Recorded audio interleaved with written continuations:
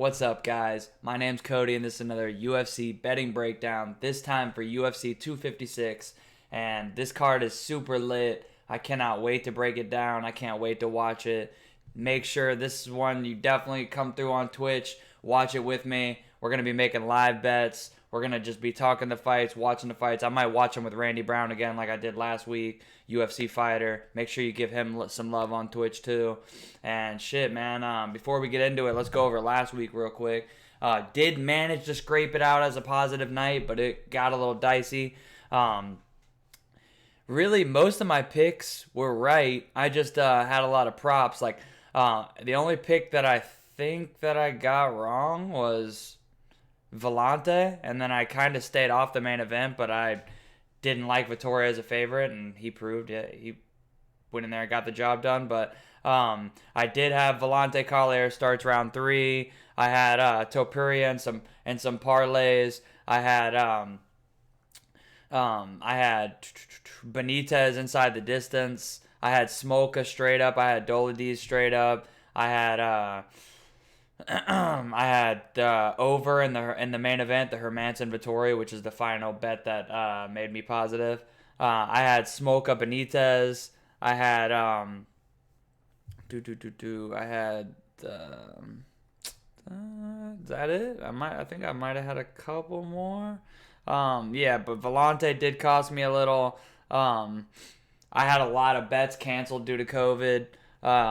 With all 3 of those fights pulling out, but yeah, some misplays, mainly on Volante, and then even though I had Topuria, I thought it would go a little longer in the fight, so I had to start rounds 3, and then I had to start rounds 3 for Levitt Wyman, which cost me, but hey, can't complain about a positive night. Yeah, hopefully you guys scraped out. It was a crazy card, especially with the COVID cancels. But, we managed to make it positive. Can't complain about profit. Wasn't a crazy night, but, I like this card. I got a lot of action on this card. The last 2 cards were really difficult, but not saying this is an easy card to bet, but I do feel like I like my spots a little better. And, let's get into it. Before we do, make sure you leave a comment. Let me know what bets from last week that we hit, or what you agree on from this week, disagree on. I always like to discuss this type of shit in the comments. I mean, we talk a lot about it on Twitch. I'm live for all the fights, whether I have a guest with me or not. Me and Randy Brown have been doing these a lot, but regardless, I'm live every day on Twitch, but I'm always live for the fights and watching the fights with you guys, live tweeting all my plays. So my Twitter and Twitch will be in the caption below. So hit me up on there and leave a comment. It always helps, and it just makes it more interesting. So much appreciated, and let's get into it. First off, I don't know if this is going to be the order because they've been changing it around. But first up, we got Chase Hooper versus Peter Barrett. And, Chase Hooper coming off his first professional loss, and he's coming in as a 4-1 favorite, which, I can see stylistically why the odds makers made this so wide, but it's just a little crazy. It's hard to bet anybody at 4-1 after, they kind of got exposed a little bit in their last fight. I mean, Chase Hooper starting off, he came into that last fight 9-0. He was a big favorite in the Alex Caceres fight, and we just saw that, man, while his jiu-jitsu is really good, the wrestling and the striking is just not there yet.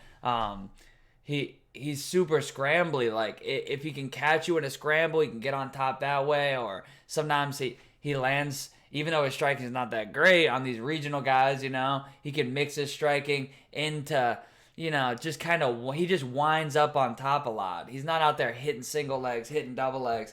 He just kind of finds a way to get on top of you and then uses jiu-jitsu. But the problem with that is, man, when you get to these upper level guys, these UFC caliber guys, if you don't have the wrestling to go with it, then you can't get the fight to the ground. This is another, what Chrome Gracie went through in his last fight too. It's like you have the jiu-jitsu, but if you don't have the wrestling and your striking is not as good as most of your opponents, you can get into a lot of trouble. And Alex Caceres, he just showed his experience by just keeping him on the outside and being the better striker, the quicker guy, the more explosive guy, the cleaner strikes, better head movement, better footwork. Chase Hooper's footwork's pretty, it's pretty amateur. He's kind of plotty. He just has a long way to go on the feet, and then with his wrestling as well. And on the other side, you got Peter Barrett, who, he has been submitted a couple times. He has been finished 3 times, I believe. Yeah, 3 times. But, got a decent amount more experience. He had 7 amateur fights before going professional, and then, 11-4. Got a couple extra professional fights as well, and didn't look so great in his last fight, but I know Zalal just coming off a loss himself against a guy who has some heat right now, Topuria from last week, but Zalal's legit, and he's an all around, like, he's not amazing anywhere, but he's really good everywhere, and Peter Barrett does have holes in his game, and one of those holes would be his grappling. He definitely, if you can get on top of this guy, or if you can take his back, or, his jiu-jitsu seems pretty low level. The thing is, man, he's scrappy, and at 4-1, no, I feel like the most likely scenario is Chase Hooper gets him down one way or another and gets a submission. If he has more than 2 minutes on the clock when he gets Peter down, I do think he'll pull it off.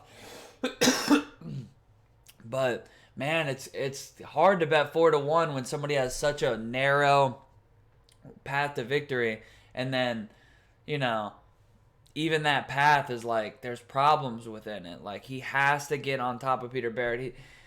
While I do think that he's getting a little bit more shit for his striking than, like, some people are like, oh my god, worst striker in the UFC, like, worse than Ben Askren and all this. No, I don't think his striking's that bad. I just think people forgot that, Alex Caceres, if you get him down, yeah, there's levels to this. But on the feet, man, especially with this resurgence, his past couple fights, man, like, he's not bad on the feet. I know Alex Caceres has a salty record, but styles make fights, and it was a bad matchup for Chase. But I don't think Chase Hooper has the absolute worst striking of all time. It's the wrestling that really gives me problems, because if I was him, I wouldn't be so focused on being some sort of striking world champion.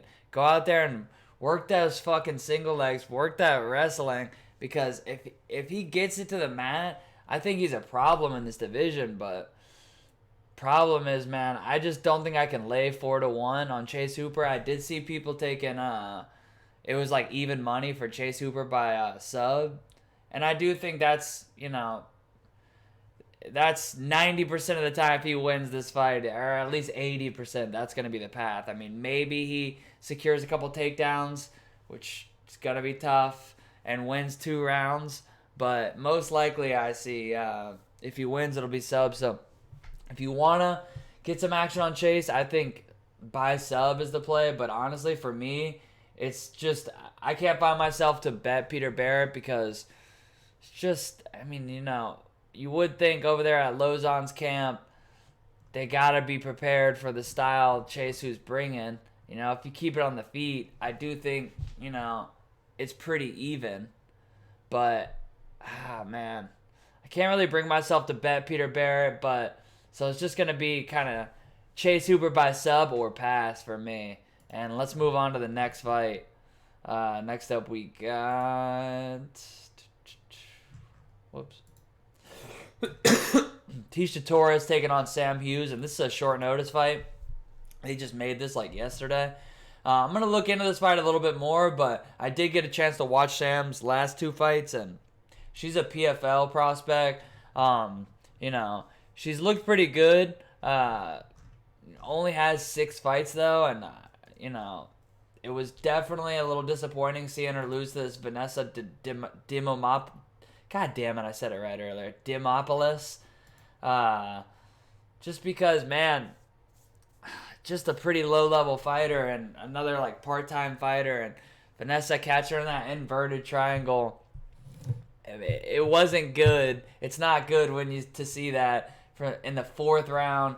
You know, someone who I feel like is not UFC level even close. And then you're moving on to Tisha Torres, who, man, it's like, I get she was on the 4-fight losing streak. And I get maybe Brianna Van Buren wasn't on that level and was a little overhyped. But, man, that was a good fucking showcase. You know, she looked good in that fight. And then you go through these losses. Jessica Andrade, Joanna Jędrzejczyk, the champ, Willie Zhang. Even Marina Rodriguez, like, tough girl, man. And I know she's coming off that loss to Carla Esparza, but tough girl. And these aren't bad losses at all. And then you go through her wins, you know. Beat a Beck Rawlings, beat Angela Magana, beat Angela Hill, beat Beck Rawlings again, Julia Lima, Michelle Watterson.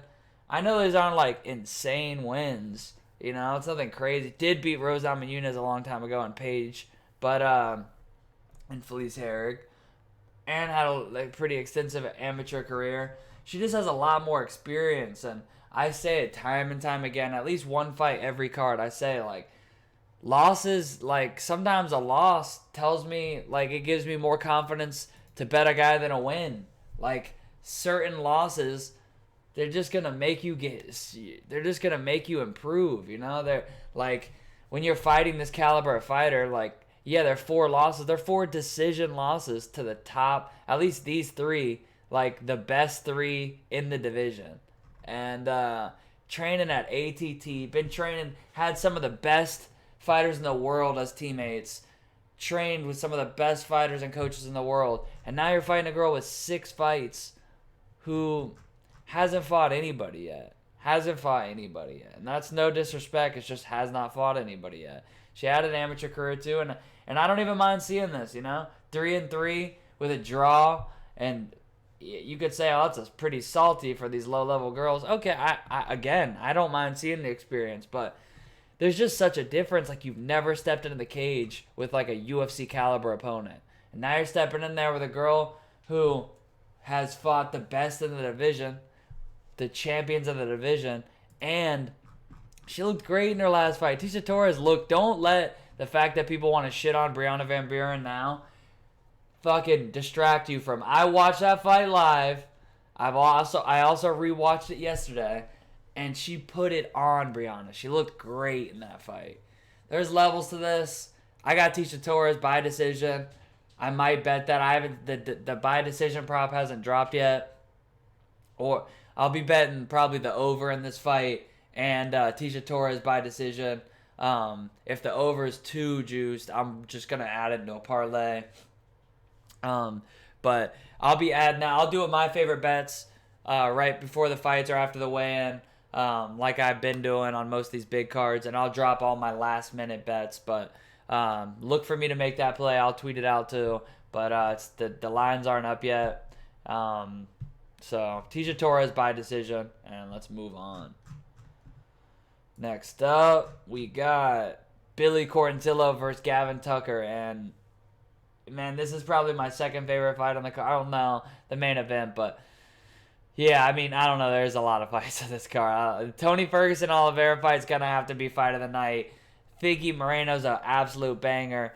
Moicano Fiziev, Cub Swanson Pineda, like the Kevin Holland Souza fight. But Billy Quarantillo, Gavin Tucker, this is going to be a great fight, man. Featherweight fight. And you got Billy coming in off that knockout win over Kyle Nelson. And then he also had that good win over Spike Carlisle, which is a crazy fight.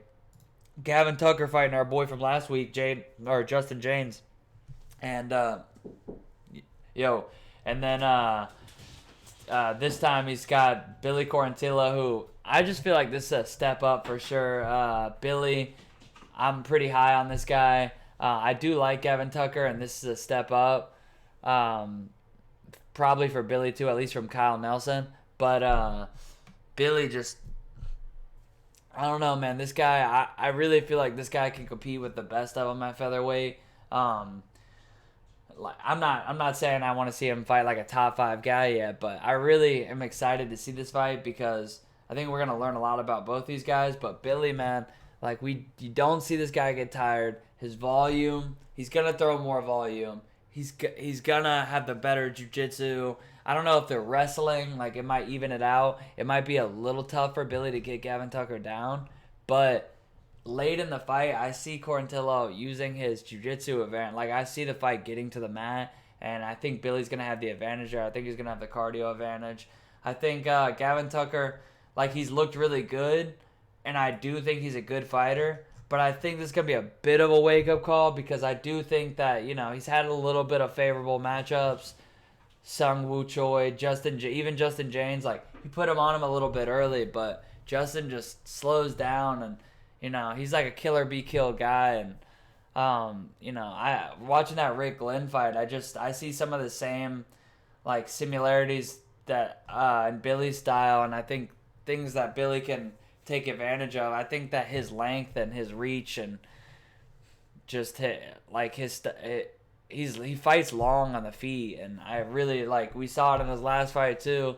Like, I mean, shit, I wouldn't say he's like a super powerful striker, but he's one of them lengthy guys that he fires that right hand like long as hell. He gets a couple extra inches on it, and I could see him cracking Gavin Tucker, who we have seen like take shots in the past. We haven't seen him have to pay for it a ton, but I really think that I didn't like how he fought against Glenn, and I see it going pretty similar. I really feel like Quarantillo, it's going to be close in the first. I think Gavin could edge that first round, but I really see Billy taking over in those second two rounds, and we saw the line completely flip.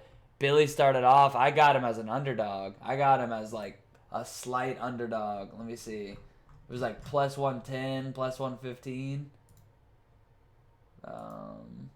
Plus 105. Oh, no, plus 105, was it?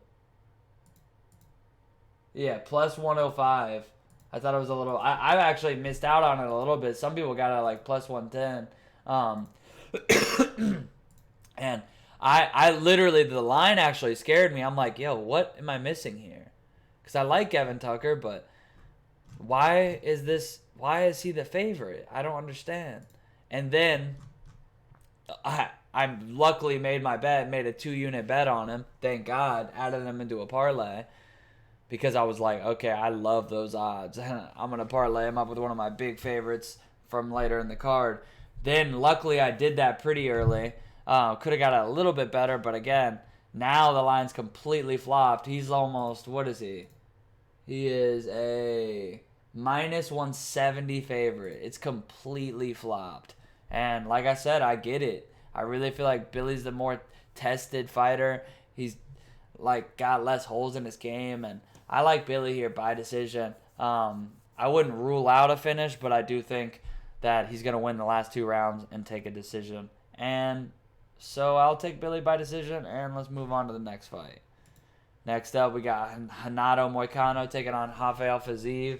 And Fiziev coming off that nice win over Mark Diakese, and where he pulled the freaking Sanchai lean back that went super viral. Definitely looked good in that fight. Can't lie though, I'm not like super high on Mark Diakese. I do think Mark Diakese has made a lot of improvements. Looks to be like getting better, but there's just so many holes in his game, and we see him slow down every fight. And early on the grappling, it has started to get better. He's made it a point, but even Fiziev was able to take him down. And he had a bit of a grappling advantage there. That's not going to be there in this fight. Renato Moicano's a pretty high-level black belt, and while I think it'll be tough for him to get Fiziev down, I do think if it gets to the mat, Moicano's going to have the advantage here. And I was a little surprised to see Moicano as an underdog. I get that Fiziev, he's looked good, 8-1. Only loss was to that spinning back kick from Magomed Mustafaev, who's really, really good fighter. Can't give him too much shit for that one. But, Mark Diakese, Alex White, and then, Titan FC, Road FC guys. Some of these regional competition, not the best. 6-6, 3-5, 2-1, 0-0. 5-3. Not the highest level of competition. And then when you go over and look at Moicano, you got, Chan Sung Jung, Jose Aldo, Cub Swanson, Calvin Kattar, Brian Ortega, Jeremy Stevens, even Zubaria Tukagov, even Damir Hadzovic. Like, all of these fighters are better than even his debut against Tom Ninamaki. Oh man, I haven't heard that dude's name in a while. Like, all of these are like UFC caliber guys, if not like the top of the division. I mean, look at that stretch there: Jeremy Stevens, Ortega, Calvin Kattar, Cub Swanson, Jose Aldo, Chan Sung Jung. That's a crazy stretch. And yeah, he lost some of those fights, but like I always say, man, you get experience, you learn and improve when you get in there with the best people in your, not just in your like organization, but in the world. Those are the best featherweights in the world. And he was a big featherweight, and a lot of people in his camp and a lot of people in his fight, around him have been saying, like, that was a tough weight cut for him, and now this fight's at 155, and I really feel like, he was one of these guys who was cutting a little bit too much weight, and we might see him with a little bit of a resurgence at 155. I'm not saying he's going to be a title contender, but I do think this is a step down in competition for him. And I mean, you look at his last like 8 fights, this is just a completely different level. And Moicano going to be throwing the more volume. I know he doesn't have any knockouts in his record, but dude like has some power to, like, he fucking bangs, man. I wouldn't be surprised if he caught Fiziev with something. I don't think he's gonna put him out, but I would not rule it out. Again, I've given the jiu-jitsu advantage. I do think it'll be a little tough to take him down, which is probably gonna lead to this fight being on the feet at least 90% of the time. But I don't know. I really like Moicano here as an underdog, and if it was a pick'em, it'd be a pass probably. So I don't know, like, if I want to risk that, like, taking him straight. But I do have a small play already, just because I didn't know if the line was gonna stay like this, and I got Moicano by decision. And what was the line on that? Moicano, yeah, because I really feel like even though neither of these guys you see going to decision a ton, I feel like Fiziev, because this fight's gonna take place on the feet. I don't know. I don't think Moicano catches him with something and finishes him. But I do think that he could just outvolume him, land the better shots, win 2 rounds, and they got wins by decision at plus 360, and I think there's a lot of value at that. So that's something to look at. I do think Moicano's a live dog here, and I am impressed by Fiziev. I like him a lot, but I just feel like, the viral video, the flashy striking, has people a little bit, like, forgetful of who Moicano's fought and, just his skill set. I think people might be overrating Fiziev just a little bit, and I'm going to take Moicano by decision, and let's move on. Next up, we got Cub Swanson making his return against Daniel Pineda. And Cub Swanson did break his losing streak there in his last fight. Another guy kind of similar to Moicano, where he was on a 4-fight skid. Well, Moicano wasn't on a 4-fight skid, but he was losing some fights. And snapped it, though, against Crone Gracie. And I've seen a lot of people kind of taking away this win because Crone, like we were talking about with Chase Hooper, while he has the jiu-jitsu, he just doesn't have the wrestler. If it gets to the mat, he's going to have a huge advantage, but he has trouble getting it there. And because of that, you just saw Cub pick him apart on the feet. Just much heavier hands, much crisper striking, better head movement, better footwork, faster, stronger. There was just a level difference there on the feet. And, I get that was a pretty favorable matchup for Cub, but, it was about time, considering you look at these losses, and Shane Burgos, which was a split, which was a good fight.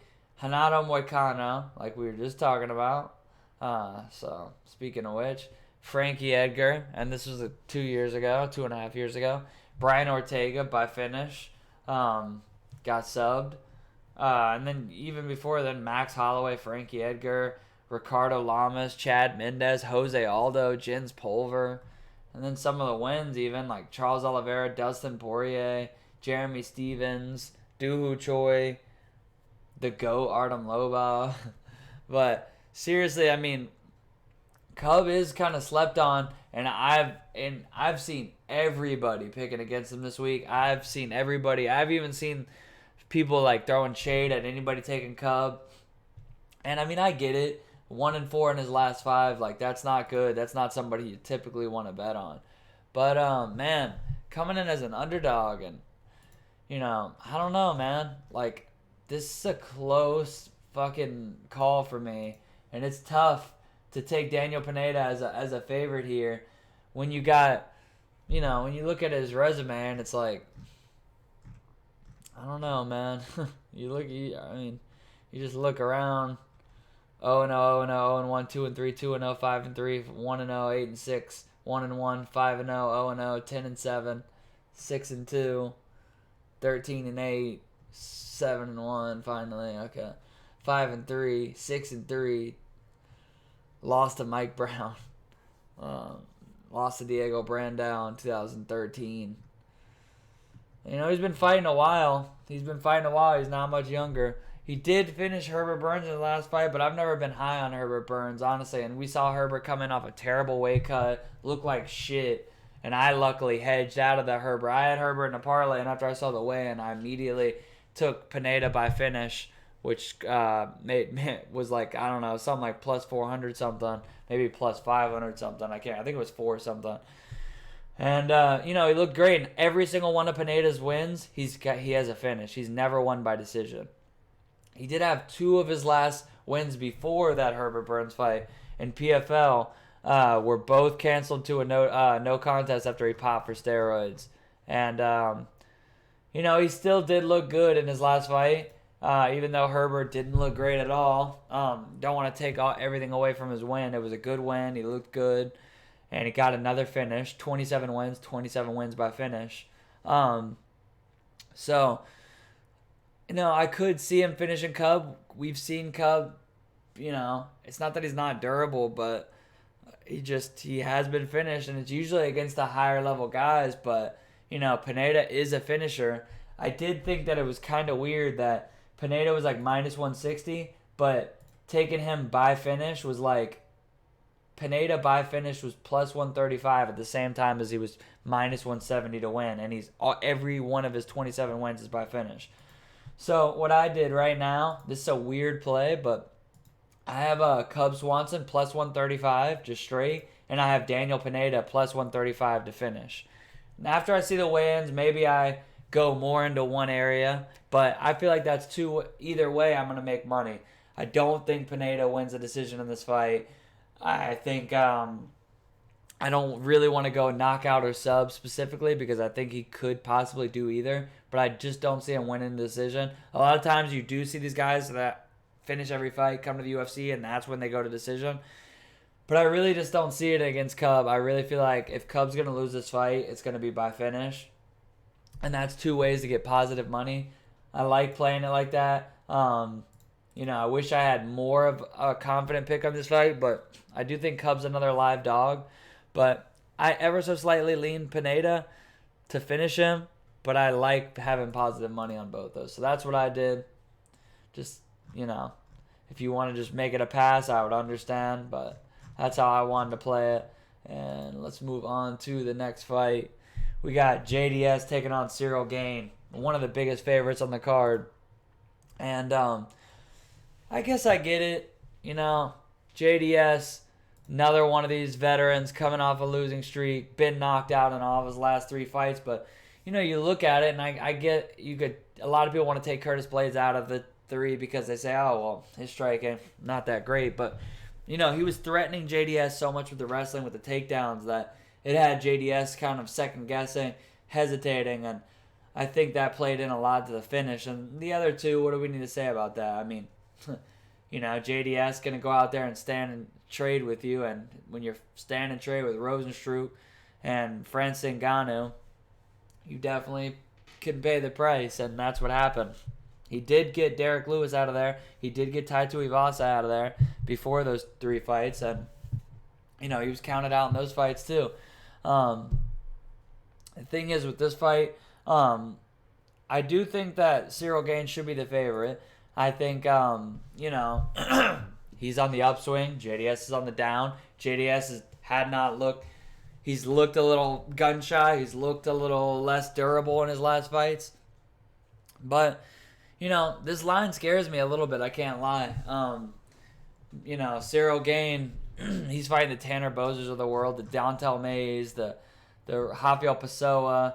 That was his best win, was Bozer and then Pessoa. And, just such a different level when you go through JDS. This is a card with a lot of these type of matchups.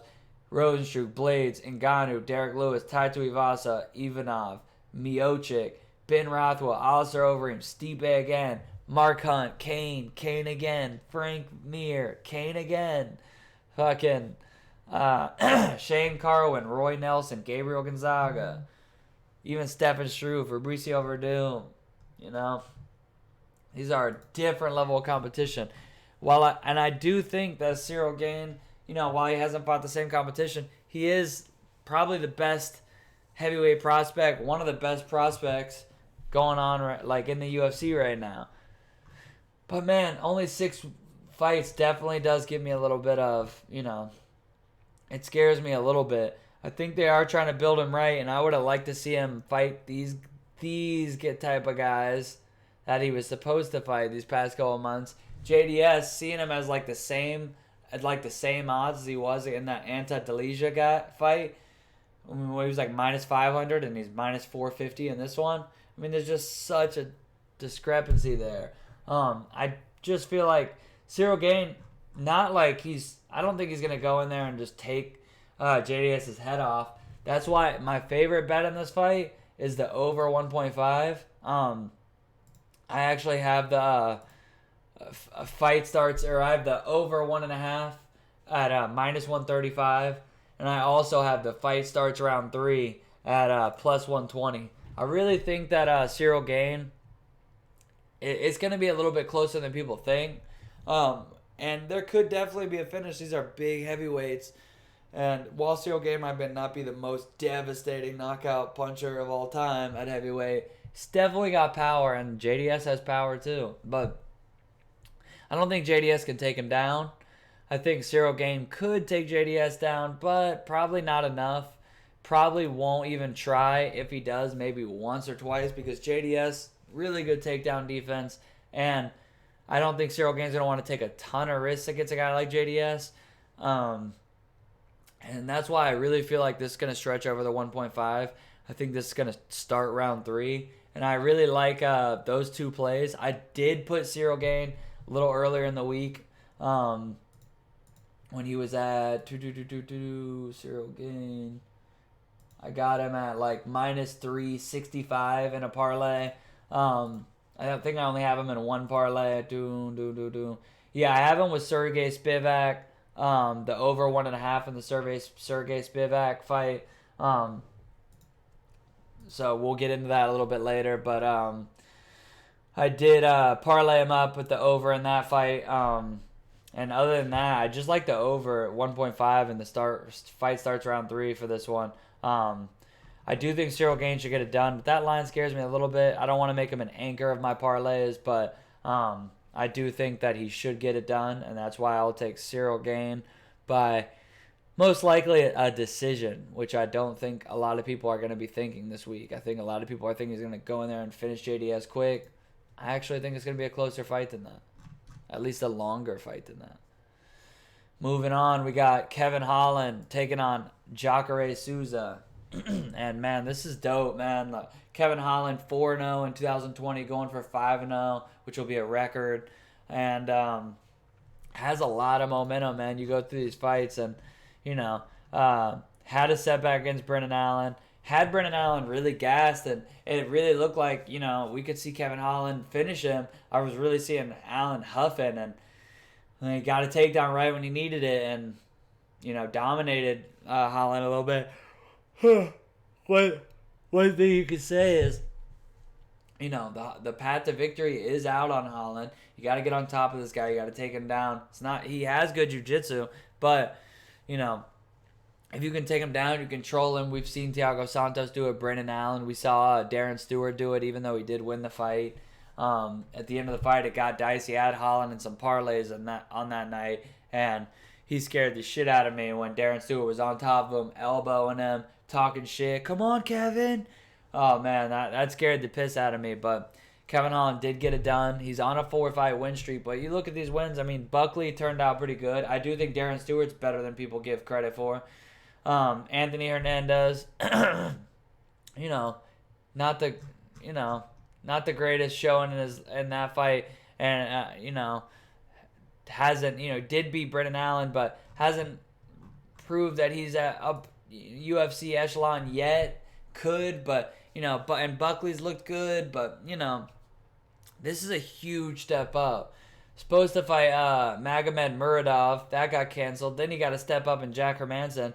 That got canceled. Now he's coming off like a week of COVID to take on Jacare Souza, who just had COVID himself. I don't think it'll play into the fight too much, but I figured it should be noted.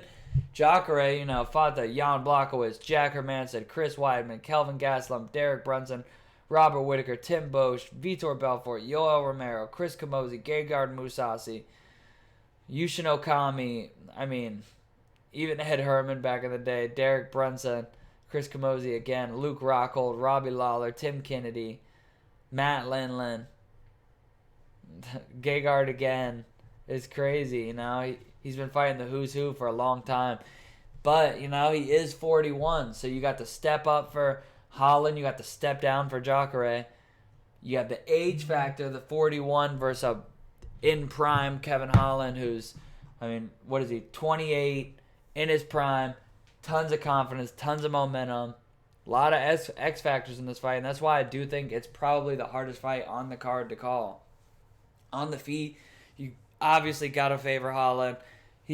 Souza does have power, but Holland just much smoother, much quicker, especially at this point in their career, much faster, has some pop to his punches we've seen too. And a lot of people don't want to, they automatically see him, tall, lanky guy, must just be not a lot of power. Now, Holland, he's a sniper, man. He's got power on his shots. On the feet, just going to throw more volume, going to win rounds if he stays on the feet. The problem I don't like is Kevin Holland, man. He likes to clinch up with people a lot. He can't help it. He likes to clinch up with people, battle them for underhooks, put him up against the cage. He does it a lot against every one of his fights.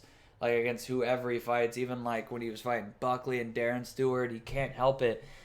Against these guys who have a strength advantage, who want to grapple him.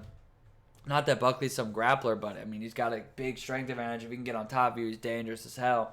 And Holland, you'd think, just use this 9-inch reach advantage and just snipe him.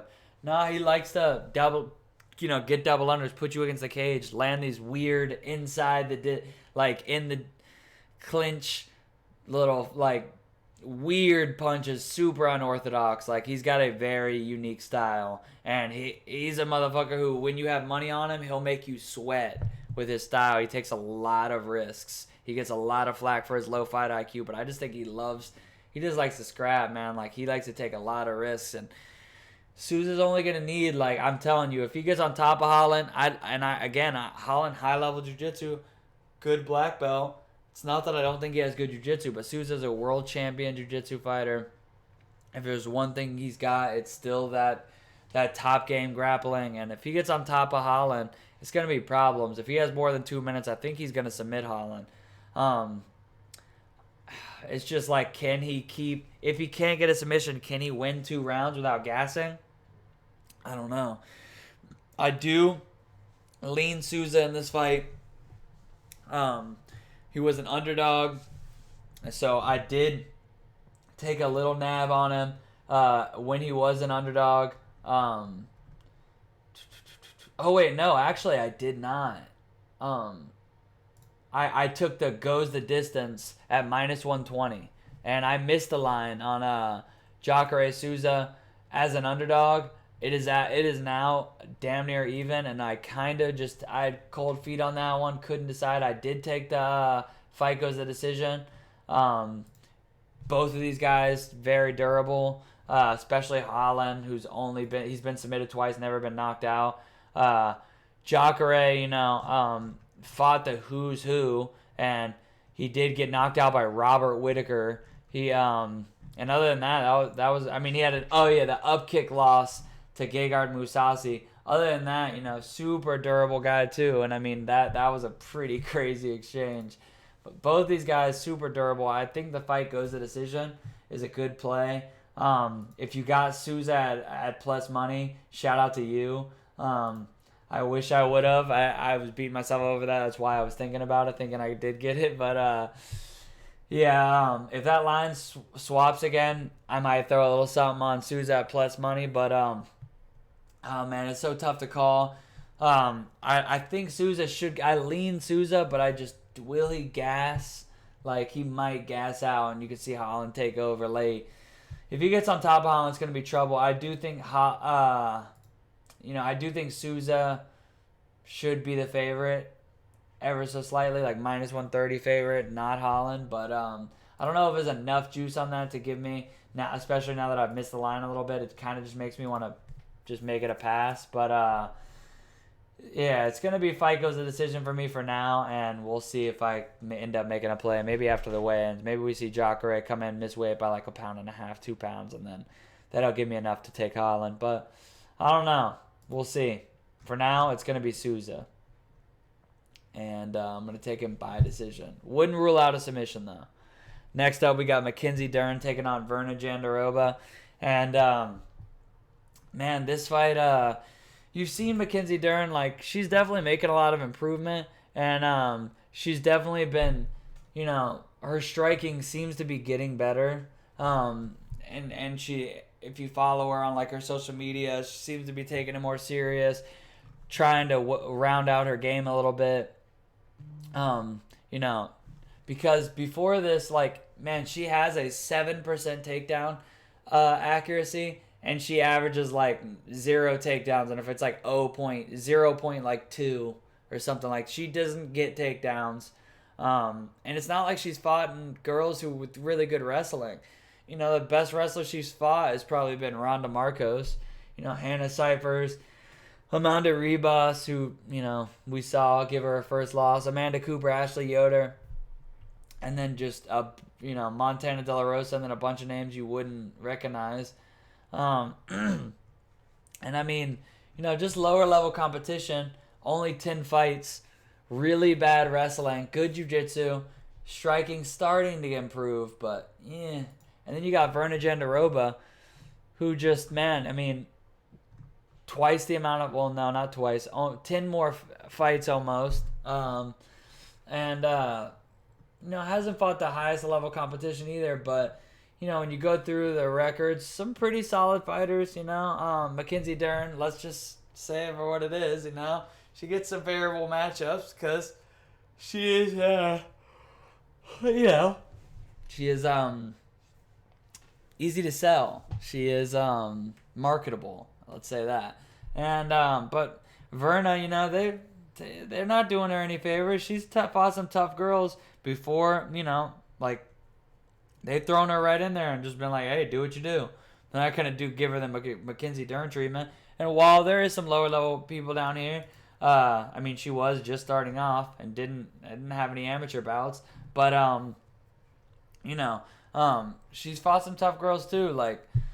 Even some of these girls, like, at least, like, had a decent amount of experience. And then once you got to the meat of her career, 7-2, 8-2, 12-4, 10-1, 13-6, 6-2, 14-8.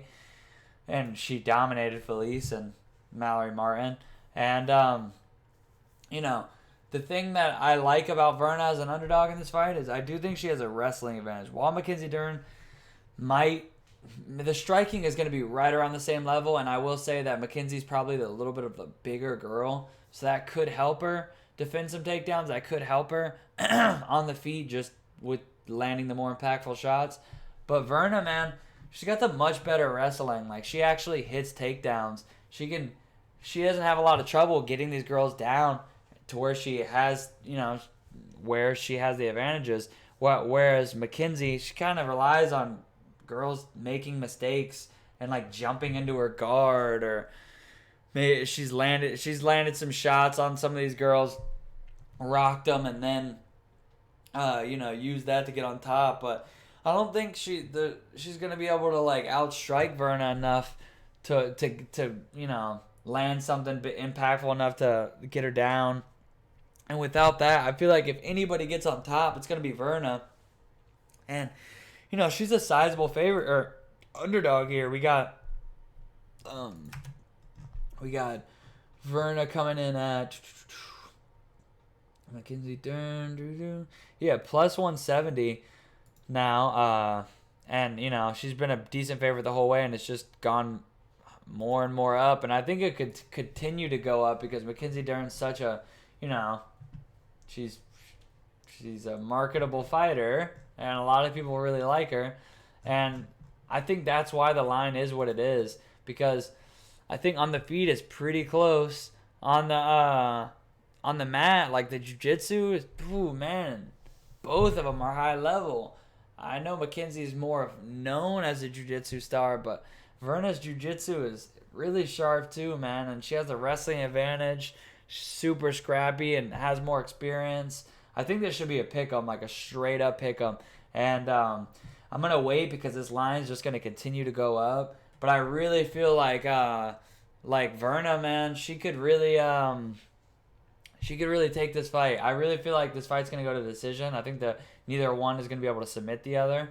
And the over in this fight is actually really good because both these girls, if you go through and let's go, Kinsey, Dern, Sure Dog, where they show, if you go through here, 6 of her 9 wins, 6 of her 10 fights have gone to or have been finished inside the distance, and then Verna, 16 of her 17 fights have gone by decision, have gone inside the distance. So because of that, I got the over. The over 2.5 at minus 120.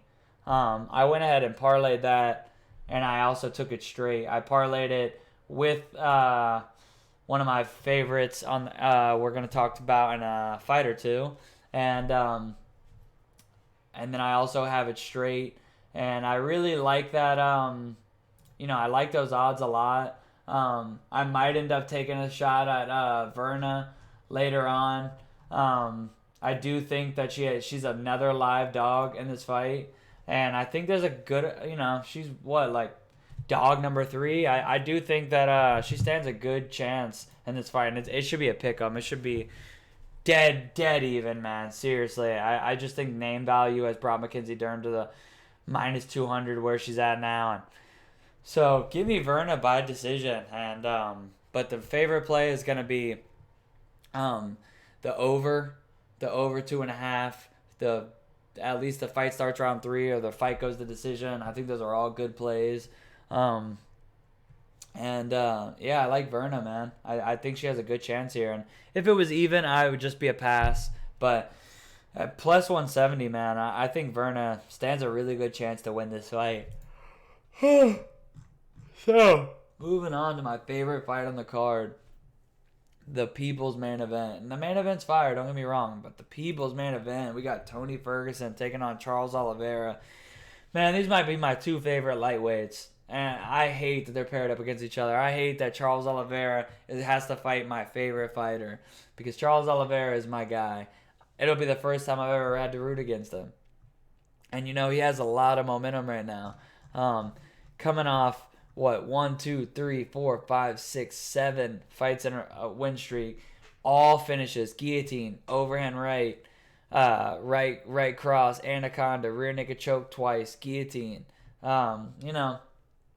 He's always had this bit of a stigma against him, where if you can break this guy, like if it starts not going well for him, he can break, and we saw that earlier in his career. But man, this was Jim Miller in his prime, Donald Cerrone in his prime, Cub Swanson in his prime, Frankie Edgar in his prime, Max Holloway, who's, I wouldn't say, he's still in his prime, but prime Max Holloway or like close to it. Pettis in his prime, Ricardo Lamas in his prime, Paul Felder in his prime, and like you might be able to argue that he has broken a couple fights, but it seems like he's kind of turned it around, and the haters are gonna say, oh well, these have been step downs, and yeah, beating Clay Guida at this point of his career, beating Christos Gallegos, Jim Miller in this part of his career, David Timur, Nick Lentz, Jared Gordon, even Kevin Lee's the best win out of those, and not crazy high on Kevin Lee like some people are, but he's finished all of them. He's done. It's not his fault the UFC has not wanted to back him a ton. And you with anybody else 7-0 in that division with 7 finishes, man, they might be getting a title shot. But Tony Ferguson knows a little something about that, because before his last fight, some of y'all must have forgot, 12-fight win streak. And the only loss anytime recent at all was Michael Johnson, and he's came a long way since then. But you go through these fights, Danny Castillo, Abel Chirrut, Gleison Tebow, Josh Thompson, Edson Barbosa, Lando Venata, RDA, Kevin Lee, Anthony Pettis, Donald Cerrone. And going in that Justin Gaethje fight, he cut weight twice. He trained for the opposite style of opponent. Khabib got Justin Gaethje, short notice, took it, and styles make fights. I think a lot of people are writing him off now, but it's like, dude, y'all are forgetting that styles make fights, man. Not only all that weight cut nonsense and training for the opposite style of opponent, but just on paper, like Justin presents. I think Justin and Conor are the toughest matchups in the division for Tony, just because like Tony does rely on, like, he doesn't have the greatest striking defense and head movement. He relies on his insane durability, and he's not going to go out there and shoot a ton of takedowns. He wants you to shoot on him, and I do think that if he got Conor late into the fight, that would change. But I do think that I've always said those were the toughest matchups for him, because they're just guys that are, if he's not going to shoot on them, then they're going to stay on the feet, and they're just going to have the head. Tony does get slept on for his power. He does have power, but Justin Gaethje, Conor McGregor, they just have that different level power, where if he's not going to shoot on them early on in those fights, man, he's going to absorb a lot of damage. And I think that the damage he got in those first couple of rounds was just hard to come back from, even for Tony Ferguson. The thing is, like, as much as I do think Charles Oliveira is a great striker, and he does have obviously a lot of finishing capabilities, it's mostly with his submissions and with his jiu-jitsu. And I think, like, Tony Ferguson, man, like, his jiu-jitsu, their jiu-jitsu is really high level. I think it kind of cancels it out. The only thing is, I actually think if anybody gets submitted, it'll be Oliveira, because Oliveira we have seen a little easier to put in bad positions with his jiu-jitsu than Tony. Tony, like, he's a hard motherfucker. Even if you get on top of him, like, he's more of a threat, like, with his, like, Oliveira is definitely a threat off of his back, but Tony, like, you're not really going to be able to put him in a lot of positions where you can land a lot of good ground and pound, or you can latch up, like, even get far long into a submission. I just don't think, I think on the ground, as good as Oliveira's jiu-jitsu is, and I love watching it, because it reminds me a lot of my, like, he's like goals, like, we have a similar style with our grappling, and I'm super biased towards it, and I love it, but I just feel like overall Tony's got the better wrestling. If anybody gets put in some bad spots on the ground, I think it'll be Charles Oliveira, and obviously you can't rule out Charles snatching something up, but I just don't see it happening to Tony. Just such a veteran, and so is Charles Oliveira, but he's fought the best of the best. His jiu-jitsu is top level, and I think their jiu-jitsu will cancel each other out, to where I do think that if anybody gets a finish, it'll be Tony. But I really think that the over, like, everybody is on the fight to get finished early, and I haven't bet the over yet, because I mean the line's gone down, but I really feel like Tony by decision is that's probably my most likely scenario in my head. Tony by decision or a third round finish. I haven't bet any props on this yet because I am pretty heavy on Tony. I got him a little earlier in the week when the line was a little bit further down. He is up to like minus 170 now, which I still think there is value, but I got him I bet him early at I put 2 units on him a couple cards ago when he was minus 145, and or actually I bet the first unit at both of them minus 145, and then I added them into a parlay at minus 155. I do think Tony's gonna get it done. I'm looking at maybe taking some props on this. I thought about taking the over. I'm kind of like a little cold feet right now. I do think, obviously 2 finishers, but I don't know where they're at in their career right now. I know everybody's thinking, oh, Tony's going to be broken now. Like, Justin took his soul. Like, man, I think y'all are sleeping a little bit, and styles make fights. And I do lean Tony here. Well, I won't just say I lean. I got Tony. I think Tony gets it done. I love Charles Oliveira, but I do think we're going to see the streak snapped, and Tony's going to get back on board. So give me Tony, and give me I'm really stuck between 3rd round finish and decision. But I guess for the sake of giving y'all a pick, I will take Tony Ferguson by decision. And we'll see on my favorite bets video if I end up making a play on the prop. Time for the main event. We got Davison Figueiredo taking on Brandon Moreno. Quick turnaround for both these guys. He just fought 2 cards ago. Davison Figueiredo looking to make history. About to be, if he can get a win in this, 4-0 in 2020. If he can get a finish in this one, it'd be all finishes, which is crazy. Obviously, easier said than done. But, yeah, 3-0. Benavidez twice absolutely murdered him. I know the first fight missed weight, the headbutt, all that controversy. But went in there and absolutely starched him the second time, too. Alex Perez snatched up that absolutely brutal guillotine. It was done sauce. And Brandon Moreno coming in, man, never been finished. All 5 of his losses have been by decision. But he actually, that's in his professional career, because he was submitted by rear naked choke by Alexander Pantoja, who is high-level jiu-jitsu, and that was 4 years ago. So take with it as much as you will. But, Moreno, super durable guy, man. Super tough. We've seen dude can take a shot, dude can avoid the submissions, and he's a hard guy to finish, man. And I do think if anybody can survive 5 rounds with Figueiredo, it would be him. And if it gets in the later rounds, I can see why some people want to take maybe a dog shot, thinking that, oh man, this line's a little stretched because of the hype he's got on him right now. And we've seen Figueiredo slow down. His one loss to Formiga, he was wrestled and kind of slowed down. But I really feel like Figueiredo, man, he's just like, he is really hitting his stride. And the weight cut seems to have gotten that in order. And I really feel like if Moreno comes out here and looks to wrestle him hard, it's just going to gas himself, because I really think that while he does maybe have a little bit of a better gas tank, I feel like Figueiredo, the damage he'll put on you if you come out and wrestle heavy, and the resistance he's going to give you to get those takedowns is going to gas Moreno enough himself. I don't think he can wrestle Figueiredo for 5 rounds. And while avoiding not only the big shots on every time he shoots, but that nasty-ass guillotine. In that last fight, I called, now I'm trying to toot my own horn, but not only did I get the plus 550, plus 600 by submission, Figueiredo, but I told you guys in my video, Perez is going to shoot, Figgy by guillotine. I wish these books would give us specific submissions, because I would have never just taken submission. I would have 1,000,000% taken by guillotine, 1,000,000%. And that's how I think he's going to get this fight done too.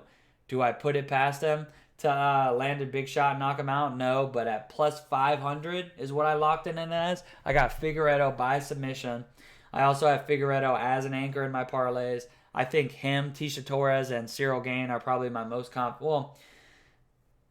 got Figueiredo and Tisha Torres. I don't want to put Cyril Gane in that book because 6 fights taking on JDS. Like, I got Figueiredo and Tisha Torres as my most confident plays. Cyril Gane right there below that. I have him as an anchor in my parlays. One way that I this is again these are flyweights. As much as Figgy is a finisher, Moreno is super durable, and these are flyweights. So a way that I kind of hedged a little bit is I put a 2-unit play on fight starts round 3 at minus 115.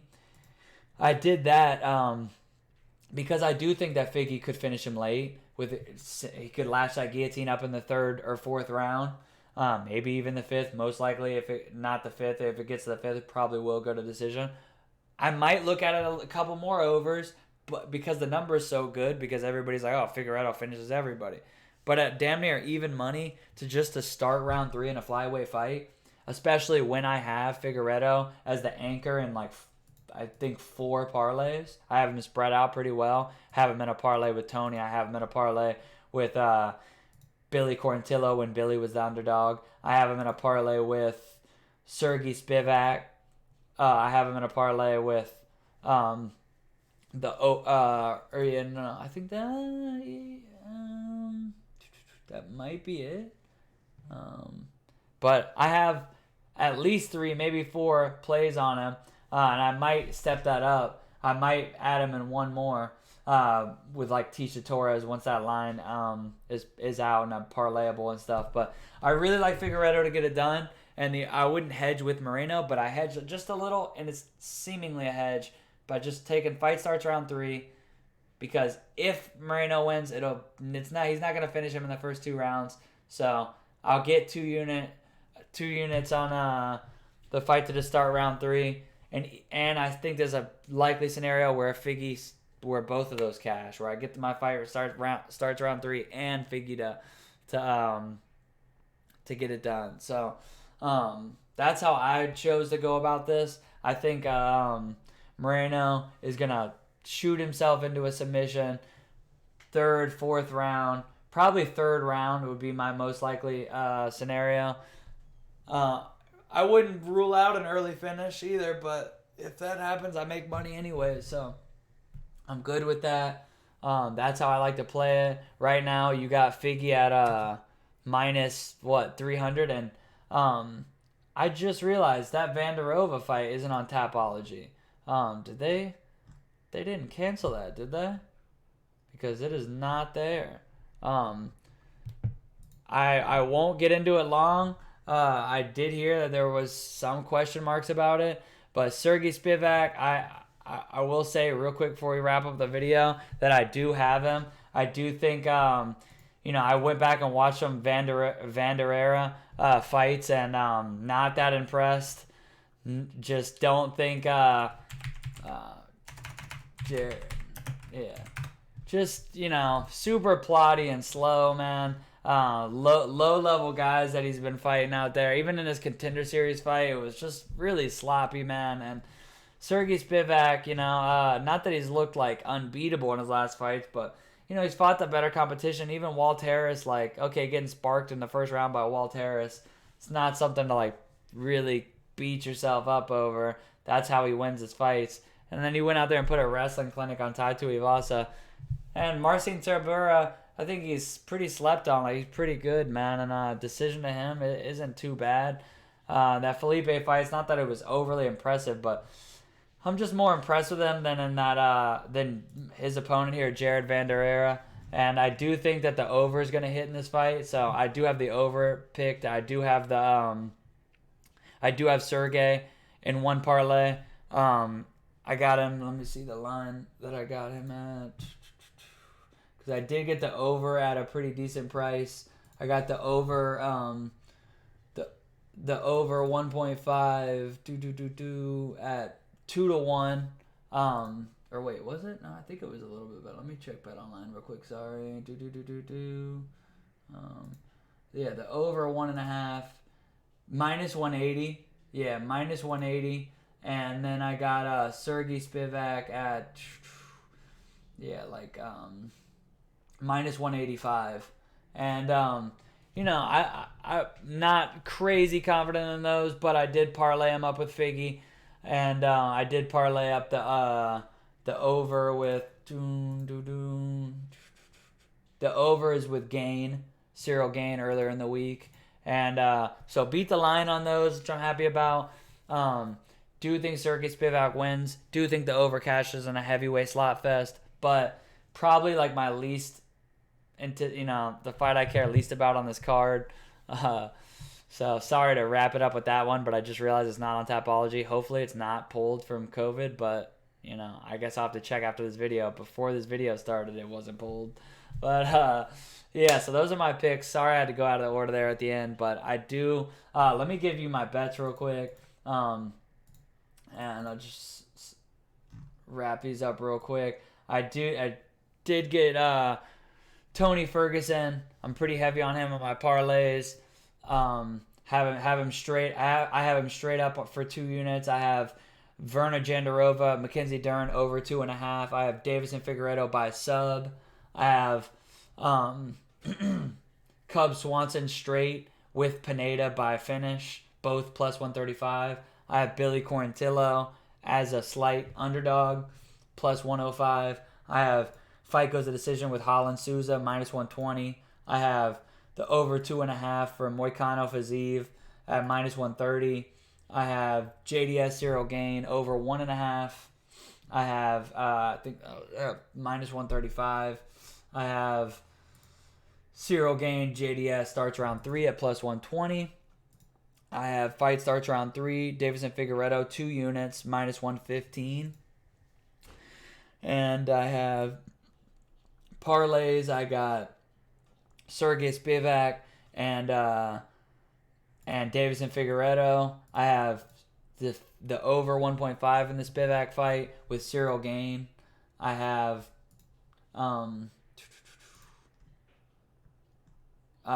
the over in the Mackenzie Dern fight and Davison Figueiredo, and I have Figueiredo and Billy Quarantillo and Figueiredo and Ferguson. So I do have 4 parlays with Figueiredo.